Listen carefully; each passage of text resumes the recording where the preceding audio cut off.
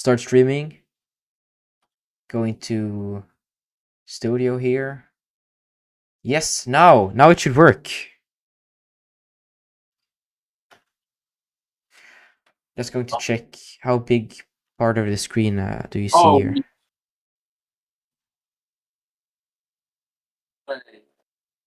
Still potato quality. Okay, but Still smaller. 17. But I can actually now at least see a bit. Yeah, nice. We lost all the viewers there as well. One watching Um, says for me. That's me. Yeah, I should be watching as well, so I don't see why it doesn't say two. Okay. It's kind of readable now, at least. It's hard, but it's it kind of. Okay, let's see here. How can I see the code? It's also a bit delayed, but that's fine, It's I not guess. really delayed, but the code is kind of readable. Yeah, it's bad, but okay. It's decent enough. Yeah, I will look into this and see if I can make it even better until last time. Until next time, I mean, not last time. Would be nice. Yeah, because on before I switched to Arch, I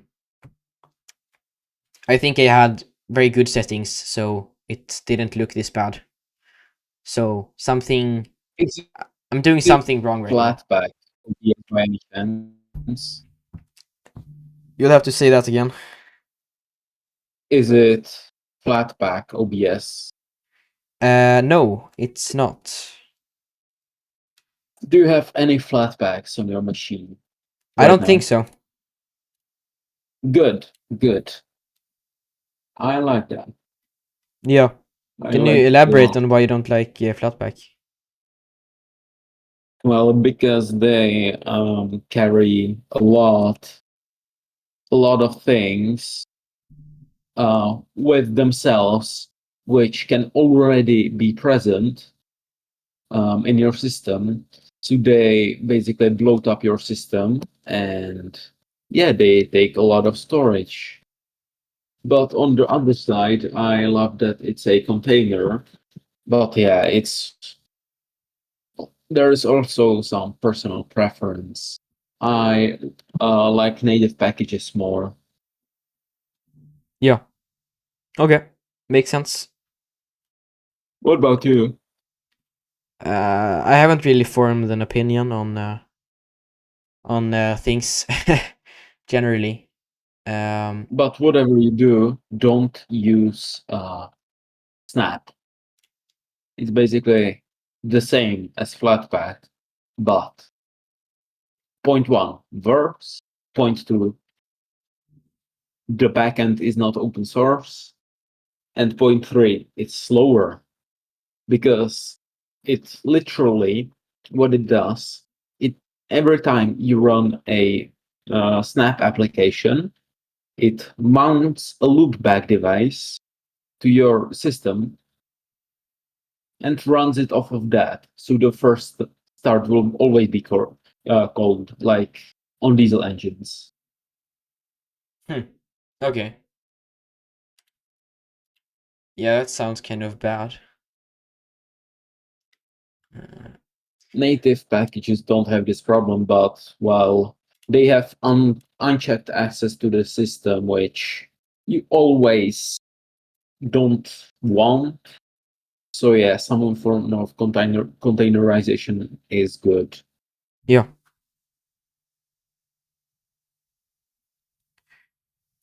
What does bitrate even mean? Basically, the higher the better. Okay. I would say it I might. can try to double the bitrate and see if that does something. The doubling might be a lot. It might be a strain on your internet. Maybe. 20K bitrate, I don't know what is used. Also, I don't know audio bitrate either. Yeah, I had. Okay, so let's try 50,000. Try. 50. I just want to see if anything on the stream changes when No, I make it higher. well, let me refresh this. Okay, so this. Nothing bad can change Yeah. effectively. Okay, interesting. Yeah. Okay. Then I know, I guess. Just wanted to check if that made any difference. But you use Arch though? Question mark. Yeah, I do use Arch. Yeah, that's nice. I've been using Windows for most of my life, so I think I've Same had. actually. I think that's how it is for most people. I think at least nowadays, Windows is kind of the most common standard OS. It's supposed to be easy and convenient, and I guess it is in many Yeah, ways. generally when people think of computer, they think about Windows. Like not Yeah, the computer itself, but how to operate Windows. Like let's say I go on YouTube and I search something like how to make my internet faster.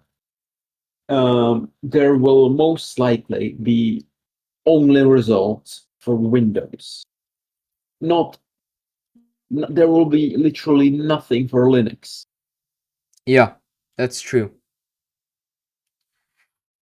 because like 78% is on Windows, or I don't know what the market share is There's today. some number like that. Yeah, there's a lot of people that use Windows still. Unfortunately, Yeah,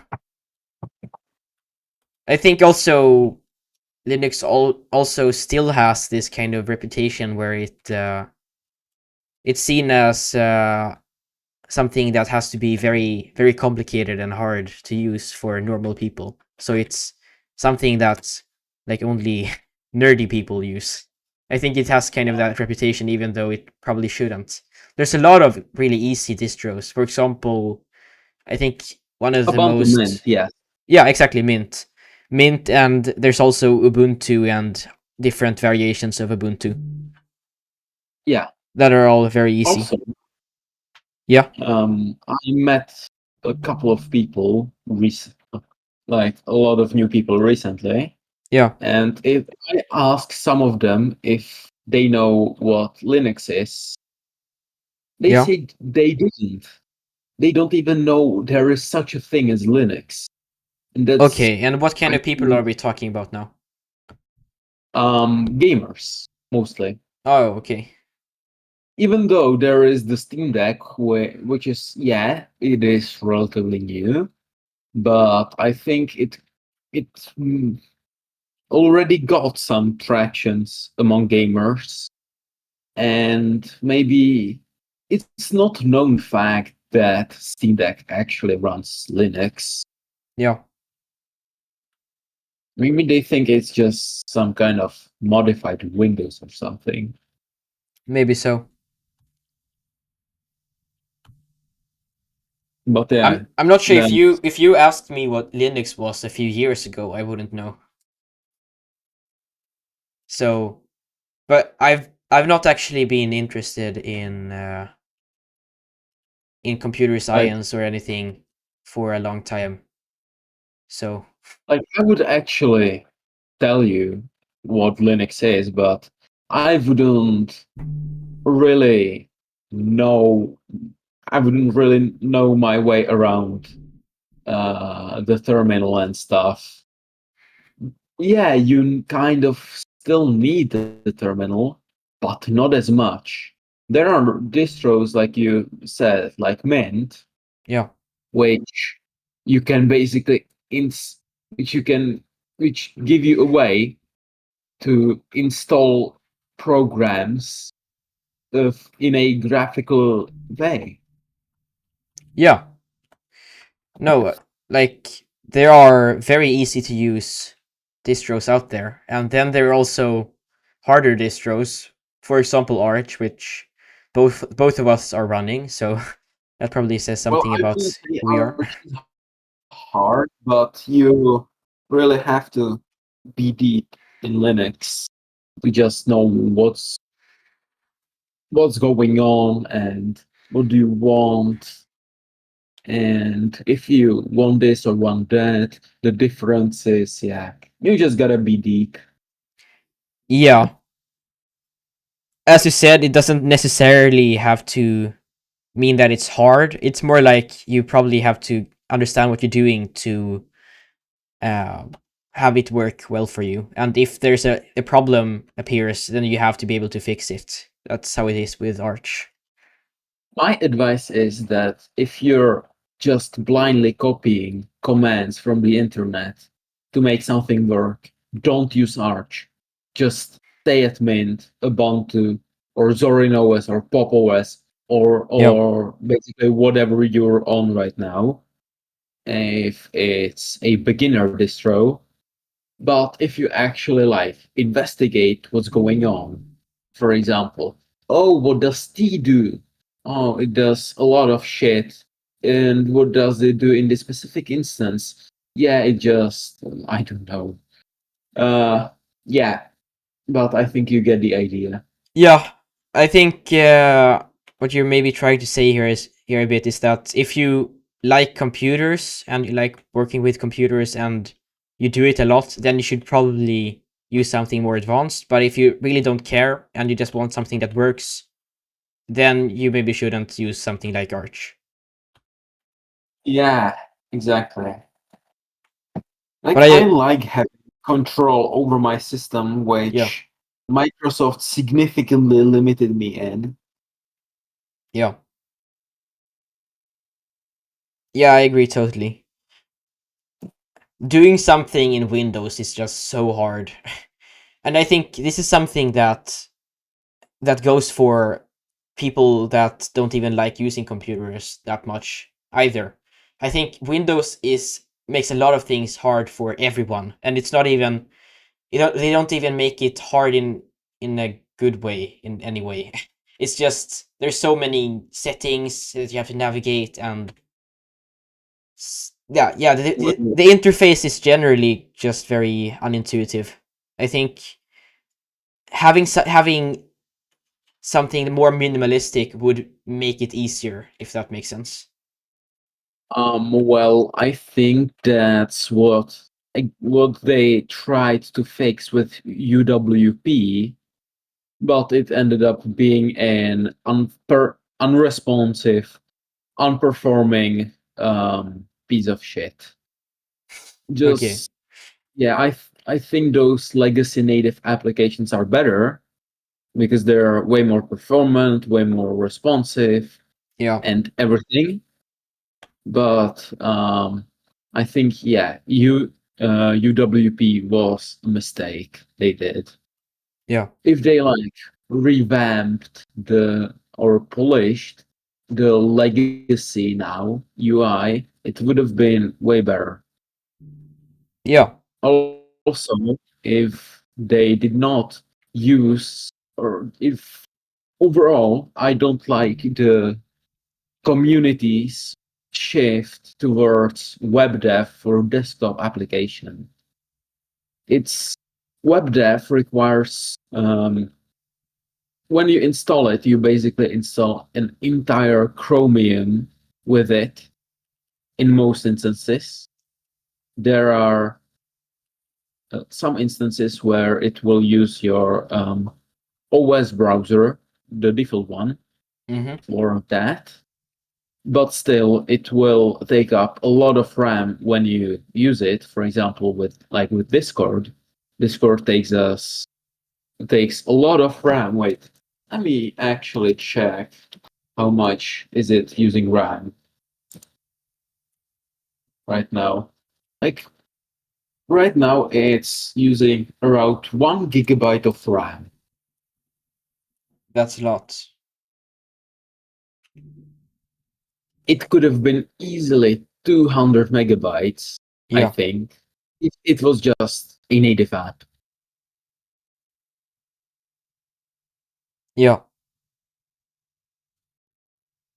Another substantial benefit using some Linux distro as your operating system instead of Windows is that it's all built on open source, and that has multiple implications. For example, the the product is entirely for your benefit, you could say. There's nothing. Windows, they like to get a lot of information about you to sell things to you or sell things in general. So yeah, Yeah, privacy is a big concern when it comes to Windows, yeah. And then there's especially with also new AI features like the recall or deeply integrated Copilot, which I'm not a fan of. yeah, Also, Firefox agree. kind of pissed me off with their new AI because, well, the reason I'm using Firefox is minimal bloat Yeah, agree. and more privacy.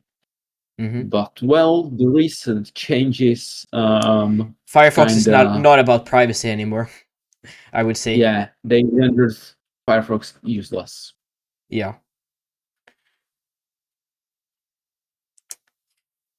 yeah. Finding a good browser nowadays is kind of hard. Yeah, I have a lot of hope in the new Ladybird browser. The what browser? Ladybird. Oh, okay. Never heard of actually. I, yeah, because they are developing it from scratch, so no Chromium involved, which I like because I'm not a fan of Chromium. Yeah. Um, because, well, Manifest v3 is implemented at Chromium level, not Chrome level. Mm-hmm. So yeah, if you can't really use uBlock Origin or anything reading any extension reading your network traffic on even on Chromium. Yeah.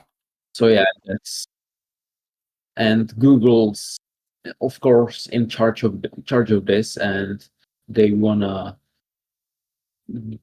just get just maximize profit. And since they control the market, they can afford to pull off this move. Yeah. That's what And companies yeah, do. Maximize profit. yeah, It's and both a good and bad thing, to be yeah, honest. and I like that Firefox extensions are still able to read the traffic and block ads, like uBlock Origin does. Yeah. Another benefit of open source is that there's very often a solution for something. If you if you want to do something like really crazy, really unique, you it's very often very hard to do that on Windows because we have this company that says that everything is supposed to be their way. And since it's not open source, Mm-hmm. it's hard to find solutions for more abstract, unique problems. Whilst on some Linux there's often someone that's made something that works, if you know what I mean. Yeah, I get that. Yeah. Um, I think the perfect example is the video library called FFmpeg. Yeah. You can basically do everything with it. You can re-encode videos, you can change codecs, um, and it's really fast. Um, it's written in C, so yeah, it's really fast. It uses Imintrin, so yeah, it's even faster with SIMD instructions. And now um, it's being some parts of it are being rewritten in assembly, so they can get as much performance as there is, basically. Yeah. And FFmpeg is used everywhere where you see some kind of video or streaming, like for example YouTube, Instagram, Twitter. It's basically backbone of video sharing. Yeah. Like most And software builds on open source stuff from long ago. and it's just something one guy decided, and one guy just decided, yeah, I'm just gonna do this cool shit, and now big tech is using your project. Yeah. Same with Linux. Linus Torvalds decided that, yeah, Minix and Unix are not good for my use case. Neither is Windows. Yeah, I'm just gonna make my own Unix-like operating system. And guess what? It has been to the moon. Maybe even Mars. I don't know. Yeah, I agree. And where? And the Windows is still on Earth. Only on Earth. Yeah. I think the success of open source is kind of fascinating. It tells. I'm not sure if this is something that could have happened in another industry. It's very unique for this industry, you could say. That people just collaborate that easily and make really cool things. I'm not really sure what to say, to be honest, but it's cool. So when you kind of think about it, open source is communism in some way. Yeah, exactly. Like It's not something that you you would ours, you would not associate but it with capitalism, really. It's yeah, a very weird thing to they emerge do out get of paid that. for it. But unlike real communism, it actually works. Yeah.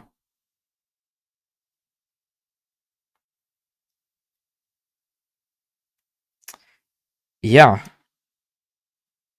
Okay, so we're at 3 people watching right now. So someone else is watching at least. That's cool.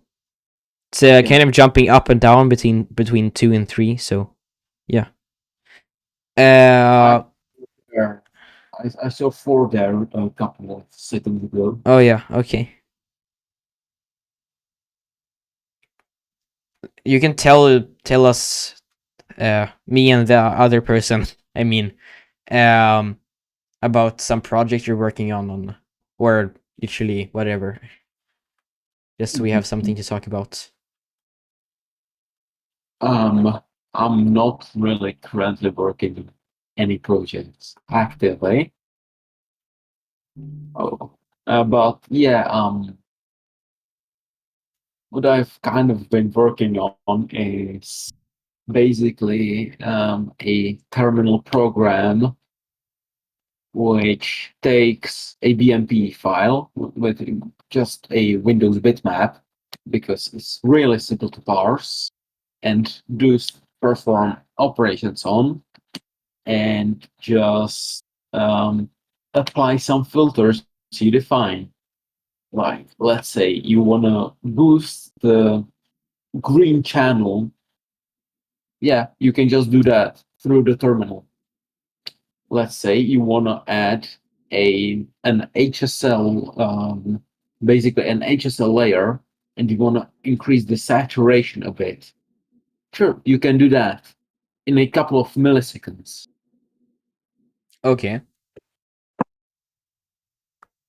I I still need to hyper optimize it Of course. with SIMD instructions and multi-threading and this kind of crap. Yeah. That's But something yeah, I'm definitely going to have to do for my project because running and training an AI is extremely computationally expensive. good luck with image trim. You will need it. Yeah. I basically rage quit on it twice already. Okay. Also, Okay. there are projects like Time Zone Vault where basically a huge collection of basically a huge collection of data on one place so that it can kind of be associated together. Yeah, I see. But I mean, and it can be used for some various stuff. But yeah, it's open and is fully transparent how I run it, I see. and that's what I like to do with data. If I'm ever gonna collect it, Yeah. I just like transparency and just keeping or basically owning the data at least. So it's under my control and my control only. Yeah, makes sense.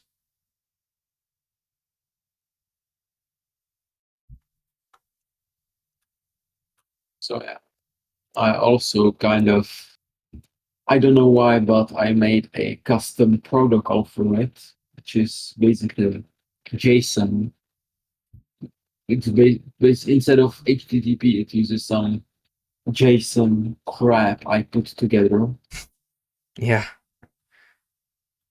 I've Like you did define the type of the request or the packet ID or whatever. Then, if it isn't, if it is some kind of API request, you also define the API key, and then you define the data, which yeah, like for example, if you want to get Discord ID from Minecraft UID, you can just ask the API for it, and it will return it if you have an API key, of course. And yeah, it also has to be encrypted if it's coming from the outside. mm-hmm. It's right now it's using I basically share the key with everyone who uses it or if they even want to have encrypted requests because many of those processes that use it run in the local area network where you don't need the encryption. I see. So yeah, what I'm basically planning to do is some kind of protocol, uh, or should I say protocol extension, which allows you to just send some kind of hello request, like hello, I would love to get a key,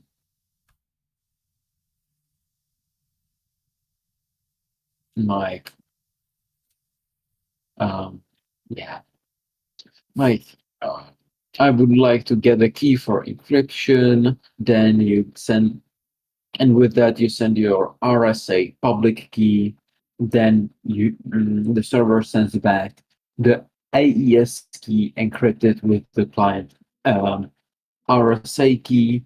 So yeah, then it's deciphered to the client, and the client is just sending requests now back and forth using that using that AES key that was provided. I actually had that until like yesterday or the day before yesterday, but it was a buggy mess. So I decided that you know what, I'm gonna scrap it. I'm gonna rewrite it later because when I code, it's usually goes like, yeah, the first iteration is the second iteration gets better, and the third is probably the best it will get. It won't get any better from then on. Yes.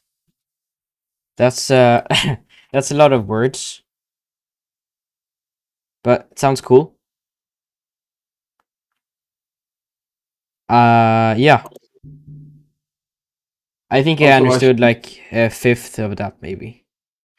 But yeah, I should mention that it's written in Python, it's written in which, Python. Okay.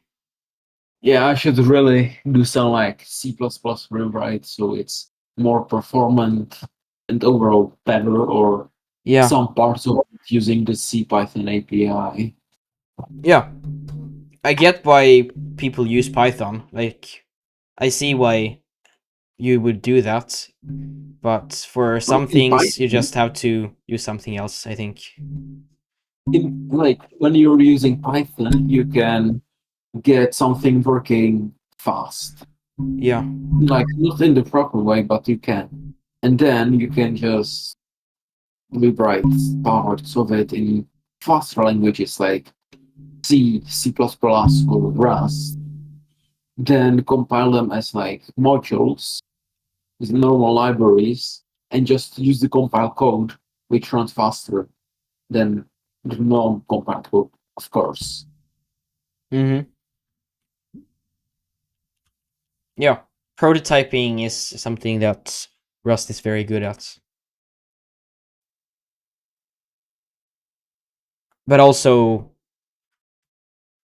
I think the importantly, I mean Python is not really. You shouldn't ever use it for something is that needs to be performant at all. It's very very slow. You can't really notice it if in certain applications, but in others it's really noticeable. Well, there is actually this phenomenon going on that, well, AI models are written in Python. Yeah, At first, I know. I couldn't understand how it worked, but yes, the libraries used just That's something about. use, Yeah, you can continue. just use the C Python API to get faster, Yeah, like look at NumPy yeah, or exactly, Pandas. exactly. They are not written in Python. They are written in C++. So for all of you, you use NumPy arrays and think, oh, Python is so fast. It's not as slow as everyone makes it. No, that's C or C++ or Rust you're using. That's not Python. Yeah, yeah, that's something that a lot of people are have tried to fix about Python. It's that it's slow, and people so there are a lot of solutions and a lot of things that make it less slow. So yeah, that's a really great thing. As you said, NumPy, Pandas, two really widely used libraries for Python. They are entirely based on C or C++, I think. Maybe C++. So yeah. Like those languages are those compiled languages are, in my opinion, very important for even for modern computing. And I don't think they will disappear in favor of languages like JavaScript or Python, because the JavaScript engine Node.js is Hmm. written in C++. Yeah. There are there is an attempt to write the Node.js, but in Rust. Still, it's a compiled language. Same with the JVM, that also is not written in Java, Yeah. written in a language like C++ or Rust. Again, a compiled high performance language. The Python interpreter itself is written in C. So yeah, those um, uh, those um, those are the backbones, and I think those, well, knowing these compiled high performance languages will make a difference when, for example, applying for a job.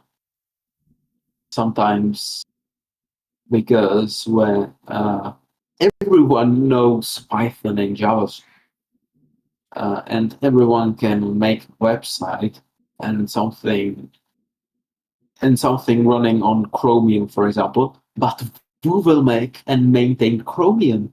Who will make and maintain, for example, Git? Who will maintain Node.js? Yeah. Certainly not the JavaScript devs, neither the Python ones. Mm-hmm.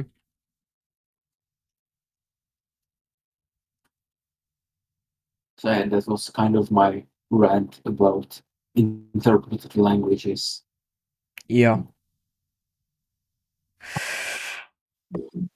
One pretty underrated programming skill that I've since recently started to try to learn is using the terminal and bash scripting and stuff like that.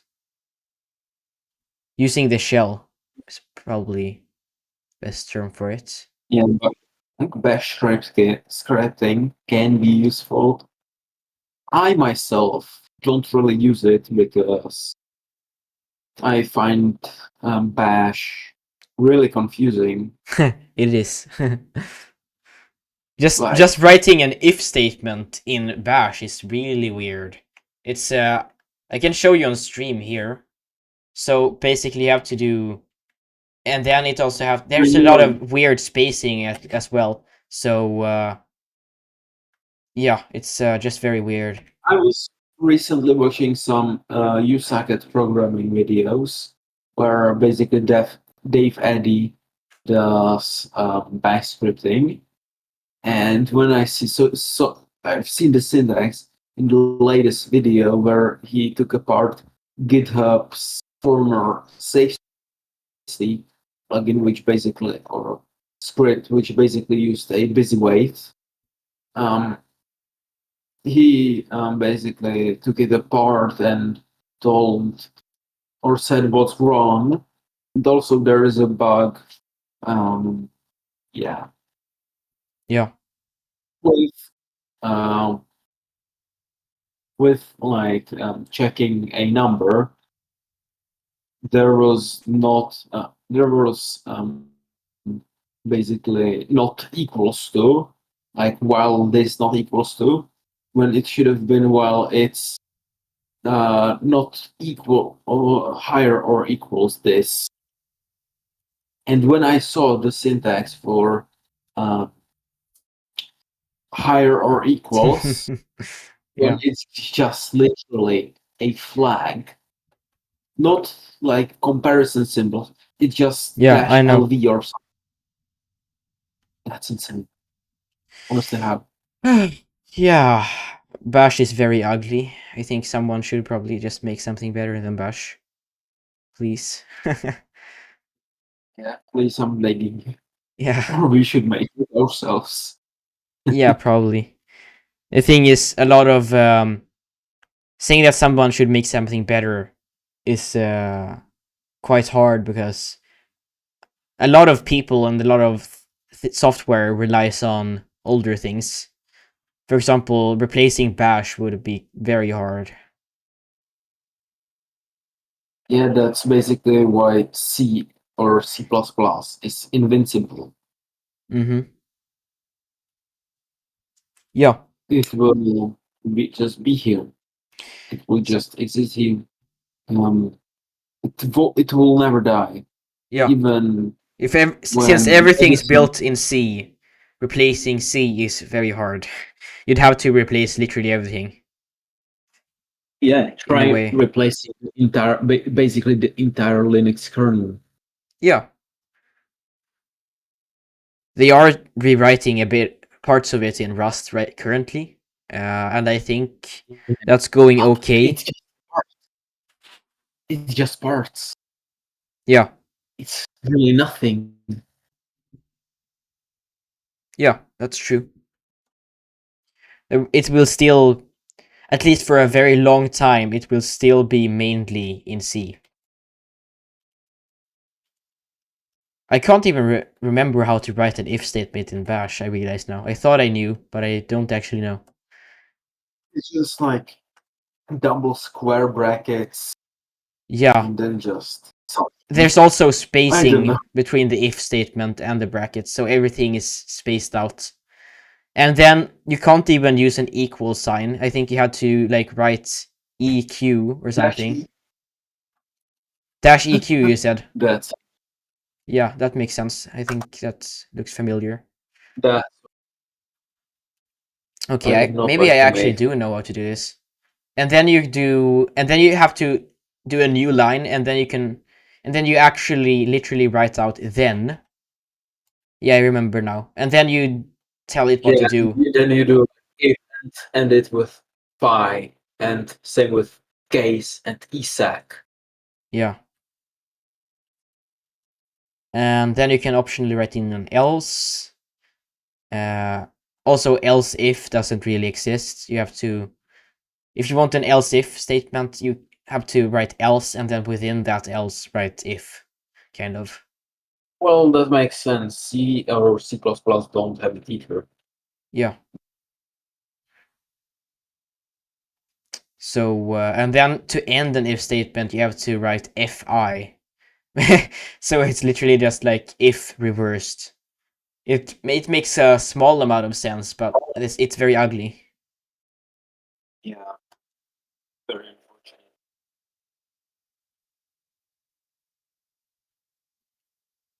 So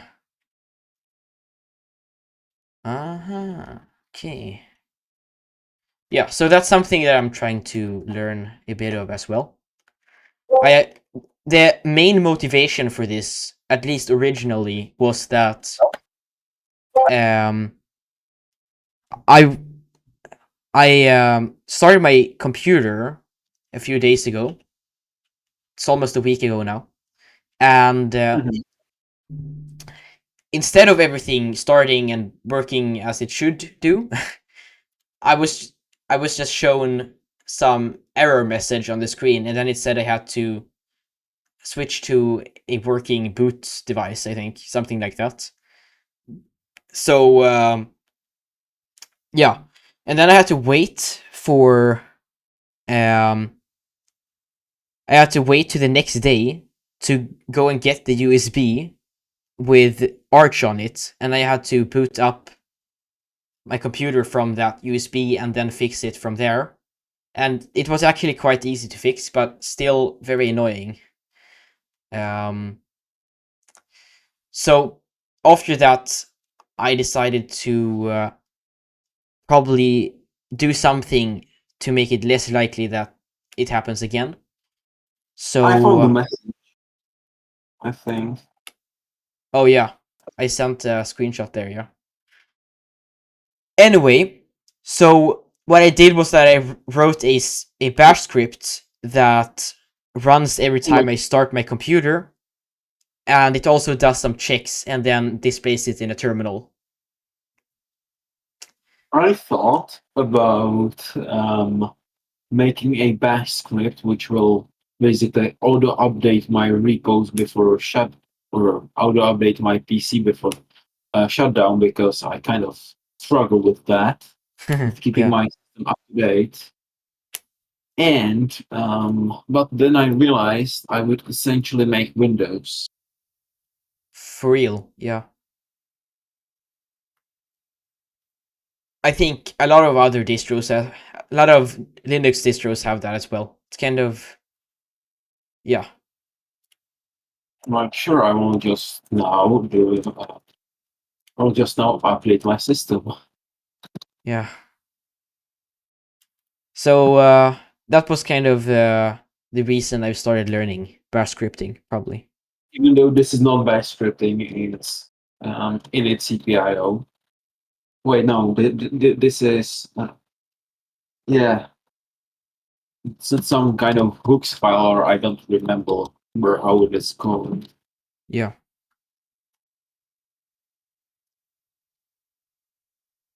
I'm really okay. I should probably end this stream quite soon. Uh, yeah. So within 5 minutes, I'm going to end stream.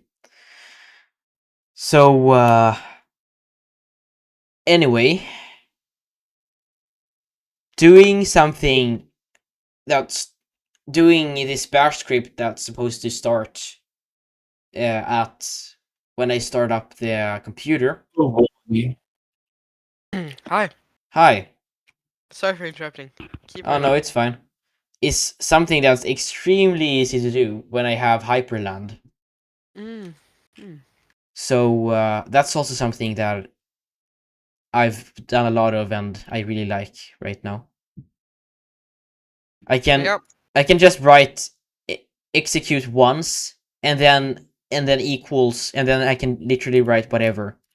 So yeah, and it just does that at the startup. And I can also do different bindings to make something happen when I click something. So yeah, Hyperland is cool. Better than GNOME, by the way. I literally use GNOME. Yeah, I know.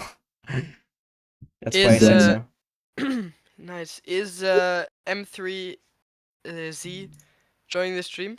I mean, joining Yes, the event. yes. Nice. I'm not sure I if I'm going to do that though. What? Why not? that will be fun. I'm very tired, to be honest. Oh, okay. Because I've been It'll no, be it will be super fun though. It'll be I yeah, recommend just probably. staying the first game because Yeah, that it might game be was fun, but I super kind of fun. need to sleep a bit as well. Bro, And you don't need 10 I hours of sleep. ran, Come on. but I want to like read and have chill time. you can just read some code. Yeah, for Okay, real. that's basically what I do already because I read the Rust book. There's so many Well, there's so many code examples in there. That's basically half of the things that I read. What It's you just code. what you sure you don't want to join this the first game? Yeah, I think I'm pretty sure. Okay. you're sure you want to, right? Yep. Because you want to. You Yeah. trust Yeah. me. You want to be in this event. It Yep. will be unforgettable.